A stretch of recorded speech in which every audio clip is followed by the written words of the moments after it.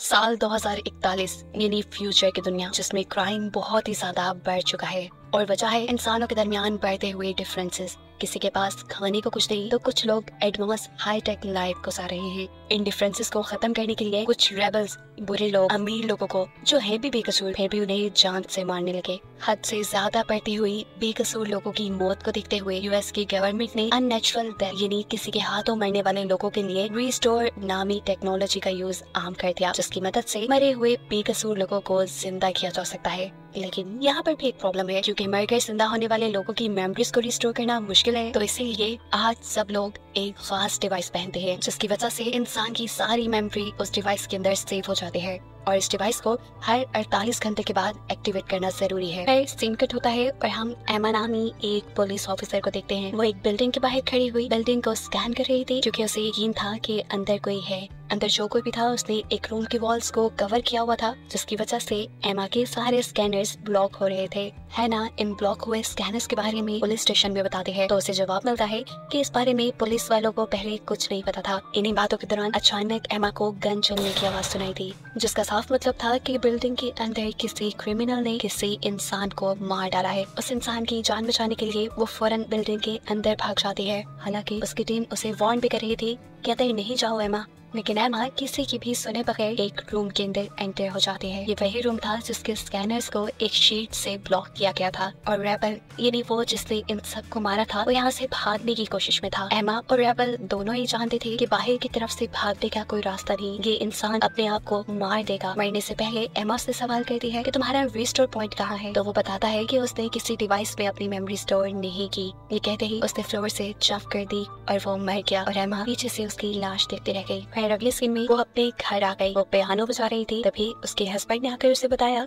कि उसने पूरा कॉन्सर्ट पहले ही रिकॉर्ड कर लिया है। एमा अभी उससे बातें ही कर रही थी कि एकदम से वो आदमी गायब हो जाता है और ऐसे हमें मालूम होता है कि वो एमा का हस्बैंड सिर्फ एक होलोग्राम था। असल में एमा के हस्बैंड की काफी टाइम पहले मौत हो चुकी थी और उसे अब जब भी अपने हस्बैंड की याद आती तो वो ये होलोग्राम चला लेती थी। अब उसे काम पे जाना था, इसलिए वो अपने कान में रिस्टोर डिवाइस लगाती है और निकल जाती है। इस डिवाइस में उसकी मेमोरीज रिकॉर्ड हो रही थी। एमा जब काम पर जा रही थी तो रेडियो में चलने वाली न्यूज से उसे पता चला कि अब जितने भी लोगों का मर्डर हो रहा है उन सबके पीछे रिवर ऑफ लाइफ नामी एक गैंग का हाथ है, जो आर्टिफिशियली इंसानों को जिंदा करने के खिलाफ है, यानी रिस्टोर पॉइंट के। वो अब अपने ऑफिस पहुंचते हैं, जहाँ उसे अपने बॉस से बहुत डांट पड़ी, क्योंकि उसने टीम के ऑर्डर्स फॉलो नहीं किए थे, जिसकी वजह से एक बड़ा क्रिमिनल उनके हाथ से निकल गया था। एमा जब आप कहती है अगर मैं आप लोगों की बात मान भी लेती तब भी कोई फायदा ना होता, क्योंकि उस आदमी ने मरने से पहले और सब मरने वाले लोगों की रिस्टोरेशन डिवाइस के साथ साथ अपनी रिस्टोरेशन डिवाइस को भी पहले ही तबाह कर दिया था।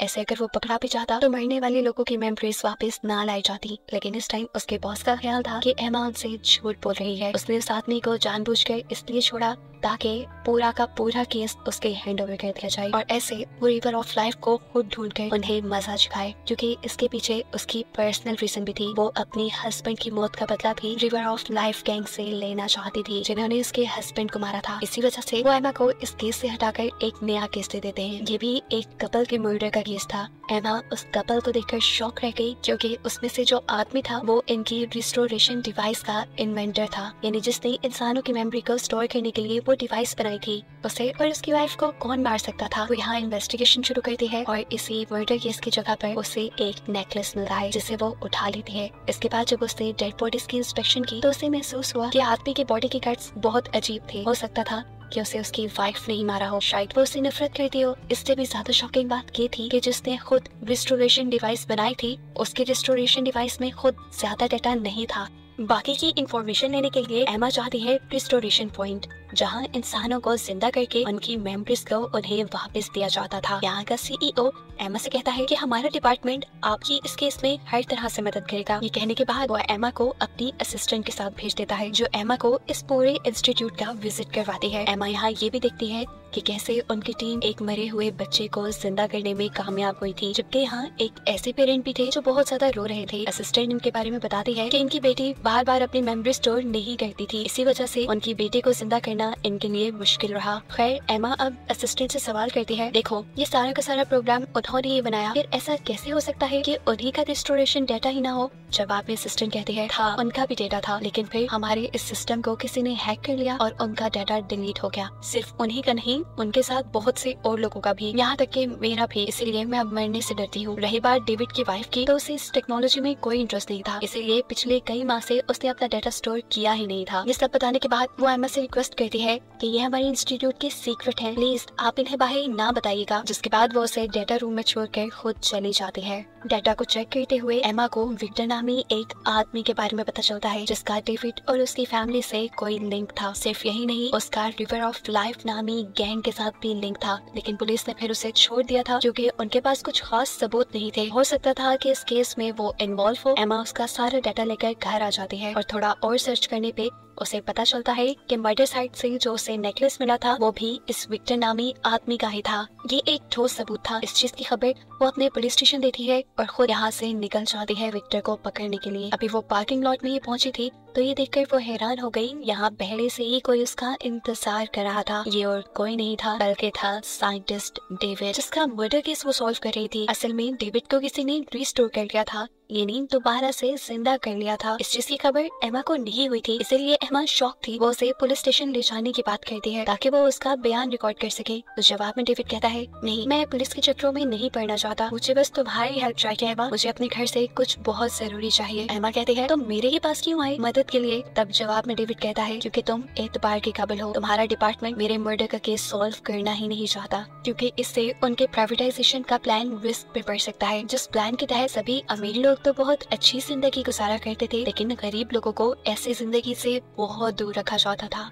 एमा इस प्लान का पार्ट नहीं थी। यही वजह थी कि एमा को डेविड के रिस्टोर होने वाली बात नहीं मालूम थी। हालांकि ये काम उसके अपने डिपार्टमेंट ने किया था। एमा अब उसकी मदद को तैयार हो जाती है। ये लोग जब रास्ते में थे तब डेविड एमा को बताता है कि मेरी तकरीबन मेमोरी मिट चुकी है, मेरे पास सिर्फ पिछले 6 माह का डाटा है और अगर उसे अपनी पुरानी से पुरानी मेमोरीज रिस्टोर करनी है तो इसमें उसकी जान को भी रिस्क हो जाएगा, यानी ऐसे में जल्दी मर जाने का खतरा है उसे। खैर, अब एमा विक्टर के घर पहुंचते हैं, जिसके ऊपर उसका शक था कि विक्टर नामी आदमी ने ही डेविड और उसकी वाइफ का मर्डर किया है। घर के अंदर जाने से पहले वो डेविड को अपनी कार में ही लॉक कर देती है। इससे पहले कि अंदर जाकर एमा कुछ करती, कार में बैठे डेविड को एक मैसेज मिलता है जिसमें पुलिस ऑफिसर्स एमा को कह रहे थे, घर के अंदर मत जाना, वहाँ एक किलर है। एमा का अकेले जाना एमा की जान को खतरे में डाल सकता है। एमा को बचाने के लिए डेविड बाहर निकलना चाहता था, जिसके लिए वो कार के इमरजेंसी लॉक्स ढूंढकर उसे खोल देता है और खुद भी विक्टर के घर के अंदर चला जाता है, जहाँ छुपकर उसने देखा कि एमा विक्टर पर गन पॉइंट किए हुए थी, जिसके चलते विक्टर ने फौरन ही सरेंडर कर दिया था। इस टाइम विक्टर के हाथ में एक अजीब सी डिवाइस भी थी।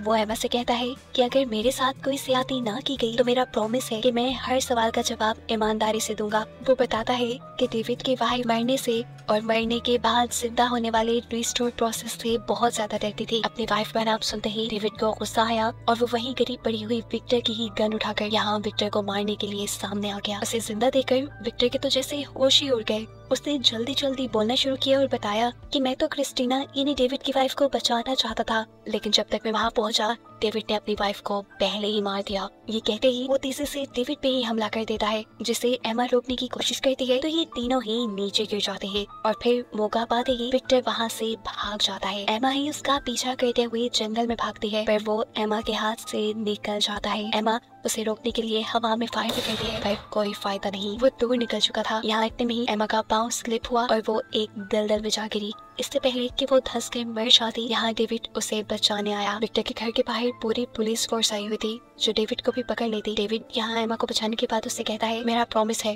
पुलिस के जाने के बाद मैं तुम्हें इसी सड़क के पीछे मिलूंगा। ये कहकर वो वहाँ से भाग गया। यहाँ जो दूसरा पुलिस ऑफिसर इस साइड पे आया था उसने एमा की कार के दोनों दरवाजे खुले देखे तो उसे ये सब अजीब लगा। इन्वेस्टिगेशन करने के लिए इससे पहले कि वो आगे बढ़ता, यहाँ सही सलामत हालत में एमा उसके सामने आ जाती है और हर चीज ओके का सिग्नल देकर पुलिस वालों को यहाँ से भेज देती है। इसके बाद वो वादे के मुताबिक दोबारा डेविड से मिली। इस टाइम डेविड के हाथ में वही डिवाइस थी जिसे हमने विक्टर के हाथ में भी देखा था। इस डिवाइस के बारे में डेविड बताता है कि ये मेरी ही डिवाइस है जिसे विक्टर ने पहले चुरा लिया था। ये डिवाइस हमारे प्रोग्राम की एक्सेस की है और इसकी 3 डुप्लीकेट्स हमने बनाई थी। एक हमेशा मेरे पास रहती थी, दूसरी रिस्टोर पॉइंट के सीईओ के पास और तीसरी हमेशा लॉकर में रखी जाती थी। इन तीनों ही की के जरिए बहुत ही आसानी से रिस्टोर पॉइंट के प्रोग्राम को एक्सेस किया जा सकता है और मेरी ही की के जरिए विक्टर ने इस प्रोग्राम को एक्सेस किया और फिर उसमें वायरस डाल दिया। जिसके चलते बहुत सारे लोगों के बैकअप रिलीज हो गए। डेविड की ये सारी बात सुनने के बाद एमा से कहती है कि आपकी वाइफ विक्टर से बहुत लंबे अरसे से कांटेक्ट में थी। अगर विक्टर रेबल्स के साथ मिला हुआ था तो ये भी हो सकता है कि आपकी वाइफ भी रेबल के साथ मिली हुई हो, क्योंकि पिछले कई महीनों से उन्होंने अपना डाटा भी स्टोर नहीं किया था। डेविड कहता है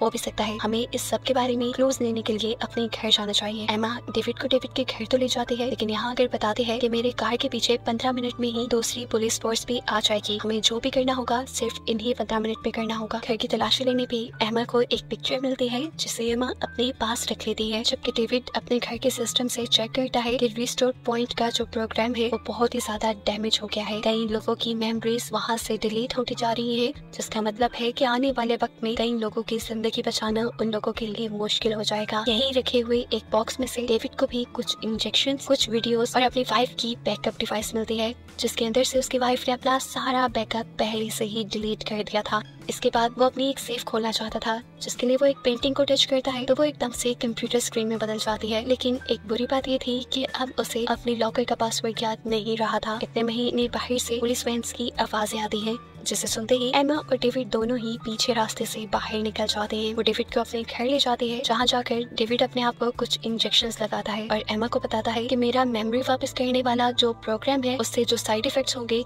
ये इंजेक्शन उन साइड इफेक्ट्स को रोकने के लिए है। यहीं पर एमा डेविड को उसकी वाइफ की एक पिक्चर देती है जिसमें वो विक्टर के साथ थी, और एमा यहाँ से बताती है कि हो सकता है तुम्हारी वाइफ का इसके साथ अफेयर भी हो, जबकि वो तो खुद अपनी वाइफ की वीडियो देखकर दुखी था। वो उसे बहुत ज्यादा मिस कर रहा था। साफ मतलब था कि वो उसे बहुत प्यार करता था। खैर एमा अब अपने पुलिस स्टेशन जाती है और सबको प्रोग्राम में आए हुए वायरस के बारे में बताती है, और यहाँ उसे शॉकिंग न्यूज ये पता चली कि उसके डिपार्टमेंट को इस वायरस के बारे में पहले से ही पता था। उनकी कंपनी का, उनके इंस्टीट्यूट का जो CEO था उसी ने डेविड को जिंदा भी किया था, वो भी सीक्रेटली, क्योंकि डेविड उसका पुराना दोस्त था। लेकिन यहाँ एमा के दूसरे साथी को CEO पे यकीन नहीं होता। उसे लग रहा था कि CEO ने डेविड को इसलिए दोबारा जिंदा किया ताकि वो अपना प्रोग्राम दोबारा उससे ठीक करवा सके। एमा उनसे कहती है कि हमें लोगों को बता देना चाहिए कि उनकी मेमोरीज लॉस्ट हो गई है, जिसके जवाब में उसका साथी ऐसा करने से मना कर देता है, साथ ही साथ CEO भी। और ये सुनकर एमा उन दोनों पे ही गुस्सा होती है, ये कहते हुए आप लोग अपना प्राइवेटाइजेशन का प्लान सक्सेसफुल करने के लिए बहुत से लोगों की जान खतरे में डाल रहे हैं। ये कहते ही वो उठकर वापस अपने घर आ गई, जहाँ आते ही उसने देखा कि डेविड बेहोश था। उसने यहाँ डेविड के इमरजेंसी इंजेक्शन उसे लगाए। इतने में ही उसके घर आ गया उसका साथी इंस्पेक्टर। वो यहाँ से डेविड को ही लेने आया था और ऐसे हमें मालूम हुआ कि वो CEO के साथ मिला हुआ है। उसे देखते ही एमा डेविड को छुपने के लिए कह देती है और इंस्पेक्टर जब आकर उससे डेविड के बारे में पूछता है तो एमा कहती है मैं तो नहीं जानती वो कहाँ है। फिर वो इंस्पेक्टर डेविड की वाइफ के बारे में बुरी बुरी बातें करना शुरू कर देता है। ये सुनते ही गुस्से में आग बकोला हुआ डेविड कबर्ड से बाहर निकलकर उसके ऊपर हमला कर देता है, लेकिन पुलिस ऑफिसर उससे ज्यादा ताकतवर था। पुलिस ऑफिसर ने किसी तरह उसे अपने नीचे कर लिया और वो अब बस डेविड को मारने ही वाला था, लेकिन पीछे से एमा ने उसे बचाने की कोशिश की। ऐसे में उस आदमी ने डेविड को छोड़कर एमा को पकड़ लिया और अब वो एमा को मारने ही वाला था, लेकिन पीछे से डेविड ने उसके सर पे कुछ मारते हुए उसे जख्मी कर दिया, जिसके बाद एमा ने उसे शूट करते हुए मार डाला। एमा ने एक मर्डर कर दिया था और अब उसे यहाँ से भागना था। वो अपनी पार्किंग में जाती है और अपनी पुलिस कार को ऑटो ड्राइव पे लगा देती है, क्योंकि उस कार के जरिए एमा की लोकेशन ट्रैक होती थी। खुद एमा दूसरी एक ऐसी कार में बैठी जिसमें किसी तरह का AI सिस्टम नहीं था, जिस कार को ट्रैक नहीं किया जा सकता था, और वो डेविड को लेकर कहीं दूर निकल गई। उनका मिशन था कि वो किसी तरह जाकर विक्टर को पकड़ लें, क्योंकि विक्टर सभी लोगों के रिस्टोर पॉइंट को हैक करके डिलीट कर रहा था। ऐसे ही सब लोगों की जानों को खतरा था। विक्टर का पता चलाने के लिए ये एक ऐसी जगह पर जाते हैं जहाँ पर हर किसी की इंफॉर्मेशन इलीगली दी जाती थी। यही से एना विक्टर की पिक्चर देखकर उसकी लोकेशन का पता चलाती है और इन्हीं लोगों से एक ऐसा फोन लेती है जिसे ट्रैक ना किया जाता हो। ये लोग जब लोकेशन पे पहुंचे तो वहाँ उन्हें विक्टर की एक रिलेटिव मिली, जिन्होंने बताया कि विक्टर इस जगह को 2 साल पहले ही छोड़कर जा चुका है। उसने इन दोनों को न्यूज़पेपर भी दिखाया जिसमें इन दोनों की ही मिसिंग रिपोर्ट थी और इन दोनों को ही पकड़ने पे इनाम भी रखा था। ये देखकर ये दोनों ही परेशान हो जाते हैं। उनको देखकर टेरेसिया उनसे कहती है अगर आप लोग चाहें तो मेरे घर पे स्टे कर सकते हैं, मेरे घर पे किसी किस्म का एडवांस सिस्टम नहीं है, ऐसे पुलिस आप लोगों को यहाँ पर ट्रेस नहीं कर पाएगी। यही इन्हें टेरेसिया से पता चलता है कि रिवर ऑफ लाइफ नाम का जो ग्रुप है जो लोगों को मारा करता था वो असल में एक्सिस्ट करता ही नहीं, वो एक प्रोपेगेंडा है बस। लोग खुद अपनी जाती दुश्मनी में दूसरे लोगों को मार रहे हैं इस वक्त, और जो लोग अपना मेमोरी बैकअप नहीं रखते उनका सिर्फ इतना सही पॉइंट ऑफ व्यू है कि ये सारे काम अननेचुरल है। दोबारा जिंदा होने से कोई फायदा नहीं होता, क्योंकि दोबारा जिंदा हुए लोग भी बहुत ज्यादा टाइम के लिए सरवाइव नहीं कर पाते। तो क्यों ना अपनी नेचुरल डेथ को ही एक्सेप्ट कर लिया जाए। यहीं पर डेविड को एक पियानो दिखता है जिसे वो बजाने लगता है। वो बहुत अच्छा बजा रहा था। एमा जब उससे इसके बारे में पूछती है कि तुमने ये कहाँ से सीखा, तो डेविड बताता है मैंने आज से पहले कभी पियानो को हाथ नहीं लगाया। और ऐसे उसे रिवील होता है कि रिस्टोर पॉइंट का सीईओ अपने प्रोग्राम में कुछ चेंजेस ला रहा है। वो मेमोरी बैकअप के अंदर कुछ नई क्वालिटीज ऐड कर देता है और जब इंसान मरकर दोबारा जिंदा होता है और उसके अंदर वो मेमोरी डाली जाती है तो उसके अंदर काफी कुछ नया करने की एबिलिटीज होती हैं। इस प्रोग्राम को आम पब्लिक को इसलिए बताया नहीं गया था क्योंकि लोग इसका गलत फायदा उठा सकते थे। फिर अभी ने यहाँ से जाना था। एमा जाकर अपनी कार में बैठती है और अपना मेमोरी बैकअप ऑन करने लगती है ताकि उसकी मेमोरी स्टोर हो सके, लेकिन डेविड उसे ऐसा करने से मना कर देता है और कहता है कि अगर तुमने ये डिवाइस ऑन की तो पुलिस हमें ट्रैक कर लेगी। फिर अब इन्हें विक्टर को ढूंढने के लिए आगे बढ़ना था, लेकिन आगे जाने से पहले ही एमा को एक ख्याल आता है। उसे याद आता है कि जो उसने विक्टर की पिक्चर स्कैन करवाई थी वो डेविड की वाइफ के साथ थी और वो पिक्चर कुछ दिन पहले की ही थी। साफ मतलब था कि टेरेसिया ने झूठ बोला था कि विक्टर ने 2 साल पहले ये जगह छोड़ दी। विक्टर अभी भी यही हो सकता था। बिना वक्त जाया किए वो यहाँ से निकल कर टेरेसिया के पास जाते हैं और उस पर गन पॉइंट कर लेते हैं उसे सच्चाई जानने के लिए। टेरेसिया यहाँ कुछ नहीं बोलती और बस अपना टीवी ऑन कर देती है, जहां न्यूज में बताया जा रहा था कि सीईओ की असिस्टेंट परमानेंटली मारी गई क्योंकि उसका डाटा नहीं था। ये सुनकर एमा शॉक हो गई क्योंकि पब्लिक में ये न्यूज अब लीक होने लगी थी। वो यहाँ टेरेसिया के ऊपर से गन हटाती है और उसके पीछे बने हुए एक दरवाजे के अंदर चली जाती है, जबकि पीछे हमें दिखाया जाता है कि डेविड को अब बहुत ही जोर से खांसी हो रही थी और ये उसके मेमोरी बैकअप के साइड इफेक्ट थे। टेरेसिया उसे एक अजीब सा पानी पिलाती है जिससे उसका ध्यान भटक जाता है और ऐसे वो उसी को गन पॉइंट पे ले लेती है। अंदर एमा जिसे विक्टर मिल चुका था वो विक्टर को गन पॉइंट पे लेते हुए अब अरेस्ट कर चुकी थी। इससे पहले कि वो उसे लेकर पुलिस स्टेशन जाती, यहाँ पर भी विक्टर यही डिमांड करता है कि अगर तुम मेरा फेयर ट्रायल करवाओगी तो मैं तुम्हें सब कुछ सच सच बता दूंगा। एमा उसकी बात अभी भी नहीं सुनती और तब वो बोल देता है कि रिवर ऑफ लाइफ नामी कोई गैंग नहीं है जो आदमियों को मार रहा है, वो एक प्रोपोगेंडा है जो कि सीईओ का फैलाया हुआ है। इवन के वो तो लोगों को खुद मरवाता है ताकि बाकी लोग मरने के डर से उसका ये प्रोडक्ट यानी रिस्टोरेशन पॉइंट डिवाइस खरीदे। विक्टर के पास इस चीज का एविडेंस भी था जो उसने डेविड की वाइफ को दे दिया था। अभी ये लोग यही बातें कर रहे थे। ये टेरेसिया डेविड को गन पॉइंट पे लिए एमा के सामने आ गई। वो एमा से कहती है कि अगर तुमने विक्टर को नहीं छोड़ा तो मैं डेविड को मार डालूंगी। उसके कहते ही एमा डिस्ट्रैक्ट हो जाती है और विक्टर बचकर यहाँ से भाग जाता है। एमा भी उसके पीछे भागती है और उसे टीजर गन से शूट करके बेहोश कर देती है। बेहोश होकर वो एक सड़क पे गिरा था जिससे एक कार की टक्कर हो गई। इस एक्सीडेंट की वजह से कार का ड्राइवर बेहोश हो गया, लेकिन कार की एआई ने इमरजेंसी कॉल कर दी और इसका मतलब था कि अब एमा, डेविड, विक्टर सबको ही पुलिस ट्रैक कर लेगी। इसी चीज के चलते एमा भी विक्टर की बैकअप डिवाइस को ऑन कर लेती है ताकि एटलीस्ट उन्हें ये डाटा मिल पाए। जितना कुछ भी उसने थोड़ी देर पहले बोला था वो सभी कुछ ये डिवाइस रिकॉर्ड कर ले। तेजी से डेविड अब यहाँ पे आता है और विक्टर के मुंह के पास वो डिवाइस रख के इन दोनों के ऊपर एक अजीब सा फैब्रिक लपेट देता है। ये एक ब्लॉकर था जिसकी वजह से इनके सिग्नल ट्रेस ना हो पाते। वो लोग जैसे ही कपड़ा उठाते हैं तो इन्हें पता चलता है कि विक्टर मर चुका था, लेकिन एक अच्छी बात ये थी कि विक्टर का सारा डाटा बैकअप इन लोगों ने पहले ही कर लिया था। ये दोनों विक्टर की बॉडी को अपनी कार में डालते हैं और यहाँ से निकल जाते हैं। रास्ते में इन्होंने देखा कि इनके पीछे पुलिस भी थी। यहाँ डेविड एमा को मशवरा देता है कि हमें विक्टर को रिस्टोर कर लेना चाहिए, दोबारा जिंदा कर लेना चाहिए ताकि सबको सीईओ की गलत हकीकत पता चल जाए। लेकिन ये काम तो सारा इंस्टीट्यूट में होता था और इंस्टीट्यूट के साथ पुलिस भी मिली हुई थी। तब डेविड कहता है हम ये काम यूनिवर्सिटी में भी कर सकते हैं, जहाँ पर मैंने इस प्रोग्राम के ऊपर रिसर्च की थी और इसे काम करने के काबिल बनाया था। यूनिवर्सिटी के अंदर अब डेविड और एमा विक्टर का रिस्टोरेशन प्रोसेस स्टार्ट करते हैं। जितने में ये प्रोसेस हो रहा था एमा डेविड से कहती है क्या तुम जानते हो कि सब के पीछे तुम्हारी कंपनी का ही हाथ है? तुम्हारी कंपनी ही लोगों को मरवा रही है ताकि डर कर बाकी सब लोग तुम्हारी बनाई डिवाइस ले सके। जवाब में डेविड कहता है अरे ऐसा नहीं हो सकता, जरूर उसे या तुम्हें कोई गलत फहमी हुई है। हाँ लेकिन ये बात मानने वाली है कि उन अटैक्स के बाद ही हमारी कंपनी को ज्यादा सक्सेस हुई। अब एमा के पास सब सच्चाई जानने के लिए एक प्लान था। इस प्लान में वो डेविड को भी अपने साथ मिलाती है और अपने सीनियर को भी इस प्लान में शामिल होने का मशवरा देती है, पर सीनियर को एमा का प्लान पसंद नहीं आया था। अपने सीनियर की कॉल बंद होते ही एमा डेविड को